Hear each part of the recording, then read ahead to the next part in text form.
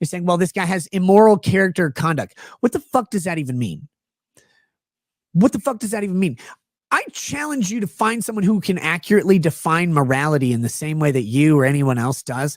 It's really not that simple. Like, we have a general idea of what is moral versus immoral. Like, if you take an axe and chop a pregnant woman in half, you're moral if you work for Planned Parenthood, but otherwise you're immoral, right? Like, most people are like, that's immoral. You can't just axe a woman to death. You can ask her a question, but you can't axe her to death.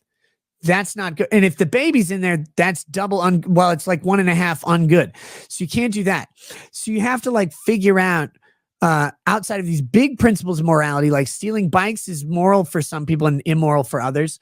And then you've got generally like fraud and deception. Those things are, most of the people are like, yeah, I don't want that. That's immoral. But we have these broad concepts of immorality, but trying to define what morality actually is hard.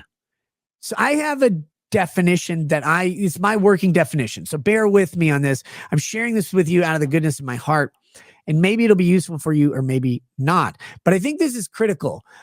Now, before the Christians in chat fucking rail me to death on this, please hear me out.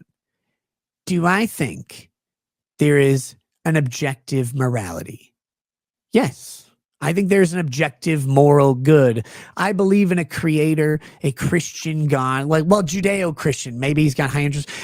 I believe in a Christian God who has some sort of idea of what it is to be right and be wrong, and it's based on his set of rules.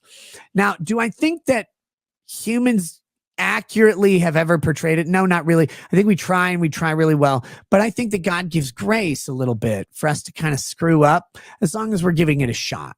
Right. But I do think there is like ultimately an objective morality, right? If there's a penultimate deity who sets the rules of the universe, and there obviously is an objective morality. He's like, whatever I say. It's like, yes, sir, that's right. Or ma'am, sir, probably. That's got to be correct.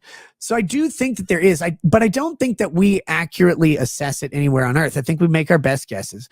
So before you say, oh, he's a relativist, I'm not actually a relativist.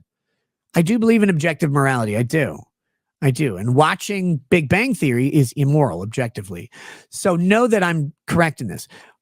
But also, my definition of morality for humanity, because humans are fucked up and they get it wrong all the time, is simple. It is proper behavior under a given cultural set of ethics.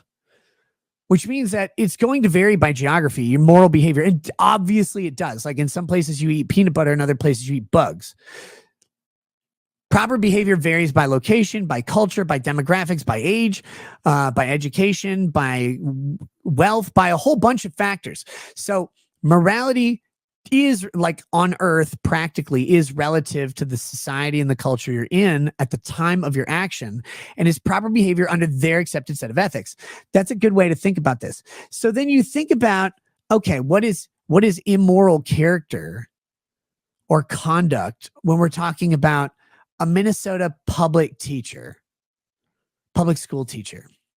Because I don't know if you guys know this, but your out of work activity as a public school teacher is generally not reviewable for termination unless it directly impacts your ability to teach and educate. So like OnlyFans chicks who are teachers, they tend to run into this problem because the eighth graders are looking up their butt pictures on OnlyFans or whatever. Like they borrow their dad's credit card and just sign into his account, and they're looking at butthole pictures of their teacher, their English teacher. Obviously, like that poses a problem because now the kids can't look at their teacher without seeing the starfish, and that's not acceptable. That literally impacts their ability to educate. So that becomes a problem. But let's say they're not on OnlyFans, right? They're just a hoe. Privately. Like a private hoe. That doesn't impact their teaching ability unless they're sleeping with the dads or the moms at the school, or the kids. Sometimes happens. Don't do that. Like if they're doing that, that impacts the ability to educate. But if they're just like, if they have a body count of 6,000, it doesn't matter like to their teaching ability unless somehow that gets brought into the classroom, right?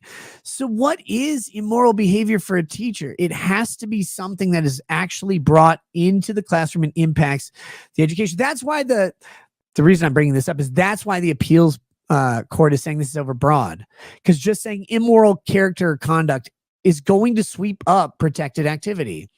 Like you can worship the devil and sacrifice cats or whatever, like you shouldn't.